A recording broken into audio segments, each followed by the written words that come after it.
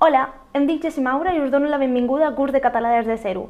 Podeu activar els subtítols en espanyol a la configuració, us podeu subscriure al canal i podeu activar la campaneta perquè us avisin cada vegada que pujo un vídeo i si us agrada el contingut del vídeo podeu donar like aquí sota. Avui tenim el primer vídeo amb contingut teòric del canal. Veurem l'alfabet i les pronunciacions de les consonants. Si esteu preparats, comencem. L'alfabet català té 26 lletres i cada lletra representa un mateix so. El que farem ara és veure-les i llegir el seu nom.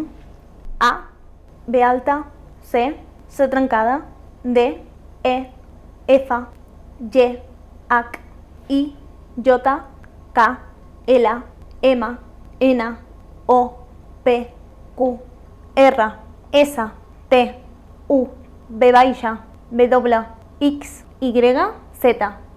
Gairebé totes es pronuncien com en espanyol, excepte algunes particularitats. Per exemple, el so C, cielo i celeste, el so Z seria d'espanyol d'Espanya, a català no es pronuncia, no existeix. El que hem de fer és una S semblant a la S argentina, la S de la zona del Río de la Plata, aquest so.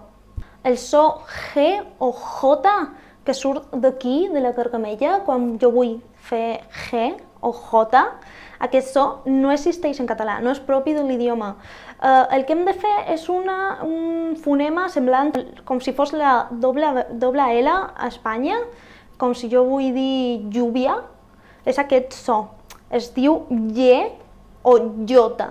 Si és difícil pronunciar aquest so, penseu en posar la boca com si jo volgués dir CH, per exemple, cotxe o xocolate, aquesta CH, però en comptes de fer sortir l'aire per les dents, heu de fer sortir l'aire per aquí al costadet, molt més suau. Jo hauria de dir lle. Jo he de sentir com surt l'aire per aquí al costadet de la boca, sí, lle o jota. La K només la faig servir per alguns anglicismes, si no, no la faig servir. També amb la W passa el mateix. Serveix per paraules que són estrangeres però no són pròpies de l'idioma, si no, no la faig servir mai. També tenim dues consonants que són mudes. La H sempre és muda i la R final també. O sigui, la R es pronuncia quan tenim una al principi de paraula múltiple i si tenim dues a mig de paraula també múltiple, si tenim una a mig de paraula és simple. Però si jo tinc una paraula que finalitza amb vocal més R, la R no es pronuncia mai. La X, si la trobem al principi de paraula o després d'una consonant, té un so molt semblant a la CH espanyola. Podem dir xina, xocolata o també enmig de paraula, per exemple, com cotxe. Si està després d'una E, d'una vocal E, sona com en espanyol CS. Per exemple, examen s'escriu i es pronuncia igual en espanyol o en català. Si la trobem després d'una I, com en baixa, és un so molt més fort, és com una S ben forta, com la paraula baixa o també la podem trobar en caixa o un munt de paraules. La Y només la puc fer servir acompanyant a la N per fer el so de la ñ espanyola, si no, no la puc posar en una altra banda. I la Z, com ja he dit, no té el so de la Z espanyola de Madrid, és més aviat un so una mica més S. La C sona com una K davant de A, de O i de U. Com en espanyol, si vull fer el mateix so davant de E i de I, hem de posar QE, QI. La C trencada és una variant de la C i serveix perquè davant de A, de O i de U pogués tenir el mateix so que davant de E i de I. És a dir, tot això fa el mateix so, sa, se, si, so, su.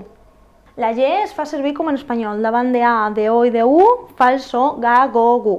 Davant de E i de I, perquè pogués tenir el mateix so, hem de posar GUE, GUI. Llavors, aquí jo tinc ga, ge, gi, go, gu. La G i la GI, us en recordeu que no podeu fer el so GI, és un GI. Per poder fer el mateix so davant de A, de O i de U, me'n vaig a la lletra amb el mateix so, que és la J. Llavors, aquí tinc ja, ge, gi, jo, ju. Totes aquestes síl·labes, de moment, només us farà servir per poder llegir l'idioma. Però més endavant, quan comenceu a fer conjugació verbal, les fareu servir per no tenir faltes ortogràfiques. O sigui que això l'heu de tenir bastant en compte. A més, heu d'anar en compte de no posar mai C trencada E, C trencada I, perquè això no existeix. Igual que JE, JI, que tampoc existeix, excepte en paraules que tenen aquestes síl·labes, ject i ject, com projectar o injecció. També algunes paraules que tenen origen bíblic, com Jerusalem o Jesús, totes les formes del verb jeure, i 4 paraules que són excepcionals, com majestat, jerolífic, jersei i jeràrquic. Aquí finalitza la classe d'avui. Us convido que ens seguiu a les altres xarxes socials com Curso de Català des de zero o a les meves xarxes personals buscant-me com Jessi Maura. Si no, també podeu seguir el següent vídeo on farem els dígrafs i la pronunciació vocàlica. Adeu!